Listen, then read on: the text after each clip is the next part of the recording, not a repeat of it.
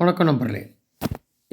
இவங்க எதுவுமே செய்யல. இப்போ இந்த போதைப் பொருள்ல மாட்டுனதே பார்த்தீங்கன்னா, ஸ்ரீகாந்த் ஒரு சின்ன நடிகர் தான் மாட்டியிருக்காங்க.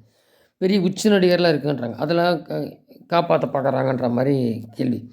அதான் போதையில நடிகர், நடிகை எல்லாம் அந்த ஈஸியா இருப்பாங்களா? அந்த மாரிலாம் இந்த ஆட்சியில வந்தப்புறம் தான் அது நெறையா வந்திருக்கு. கொக்கைன் எல்லாம் யூஸ் பண்ணிட்டுருக்காங்க. அதில ஜாஃபர் சாதிக்கு தெரியும் நமக்கு.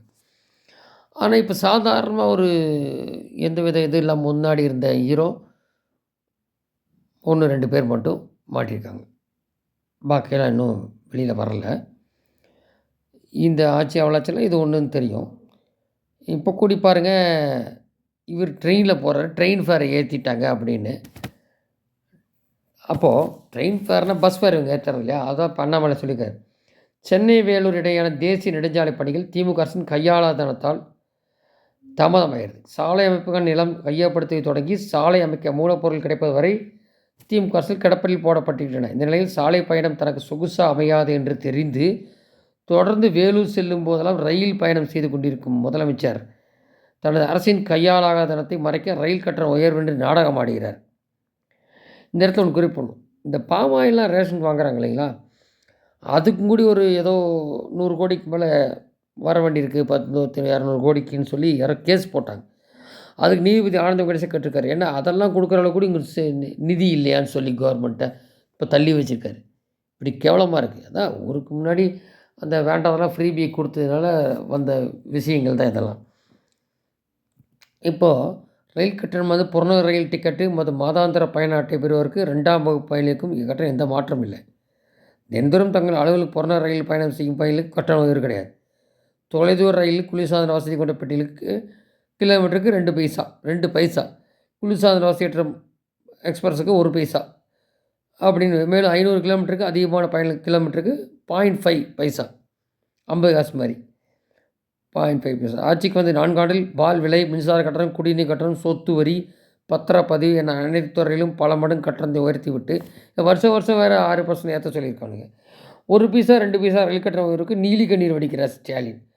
வட்டி நடத்தி தனியார் பேருந்து பல ஆயிரம் கட்டண கொள்ளை நடைபெறுவதை தடுக்காமல் வேடிக்கை பாரும் முதலமைச்சர் மிக சொற்பமான ரயில்வே கட்டண உயர்வை விமர்சிப்பது நகை முரண் அப்படின்ட்டாரு. இதே தான் எடப்பாடி சொல்லியிருக்காரு.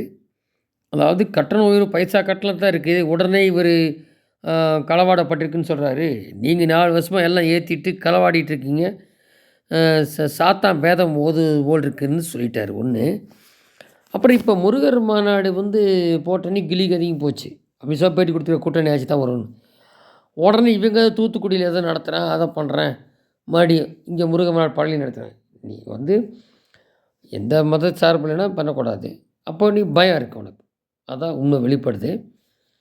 இதில் விபூதி வச்சு அழிக்கிறார் திருமாவளவன். ஆனால் இதில் வைகோ திருமாவளவன் கூட்டத்தில் இருப்பாங்கன்றது இதே தெரிய வரும். ஏன்னா வைகோ இருப்பாரா அப்படிங்கிறது இப்போ நிறையா வர ஆரம்பிக்குது டாக்ஸு. இது டைம் இருக்கிறனால இப்போ தெரியாது ஒன்று. உடனே இவர் என்னங்கிறாரு, ஸ்டாலின் இந்த மாதிரி அண்ணாதுரை பேர் அதிகமான பேர் நிறையா எல்லாம் மதவாத அரசியல்னு சொன்னேன்னா, அப்போது கிறிஸ்டின் முஸ்லீமுக்கு சாமரம் வீசுகிற இங்கே ஒன்றும் சொல்கிறதில்ல. இப்போ யாராவது ஒரு மாநாடத்தில் மட்டும் மாநாடு, அப்போ இந்துக்கள் சம பேசுகிறேன்னா பயம் இருக்குது. அப்போ மைனாரிட்டி சார்பாக தான் பேசக்கூடிய ஆள்கள். இப்போ கூடி பாருங்கள், மீனாட்சி அம்மன் கோயிலுக்குள்ளே கருவறைக்குள்ளே போகலாம் அப்படின்லாம் சொல்லி காசு வாங்கிறதுக்காக ஏற்பாடு பண்ணுறாங்க ஓபிஎஸ்ன்ற மாதிரி கேள்வி. ஆனால் இதுக்கு முன்னாடி பிடிஆர் அவங்க அப்பா இருக்கும்போது அது மாதிரி போகிறதுக்கு அவர் அறநிலையத்துறை வந்திருக்கும் பார்த்தாரு. அதுக்கு சரி ஒப்புதல் கொடுத்தா வரவே இறந்து போயிட்டார். மீனாட்சி அம்மன் கோயில் பக்தர் ரைட்டு கருவுக்குள்ளே. அதனால் இந்த ஆட்சி முடிவுற மீனாட்சி ஒரு காரணமாக பின்னாடி அமையலாம். இது ஏதாவது ஆர்டர் போட்டு இது மாதிரி பண்ணாங்கன்னா விளையாண்டாங்கன்னா இவங்களே மண்ணை போட்டுக்க வேண்டியதுதான். அப்படி. நன்றி. ஜெயந்த்.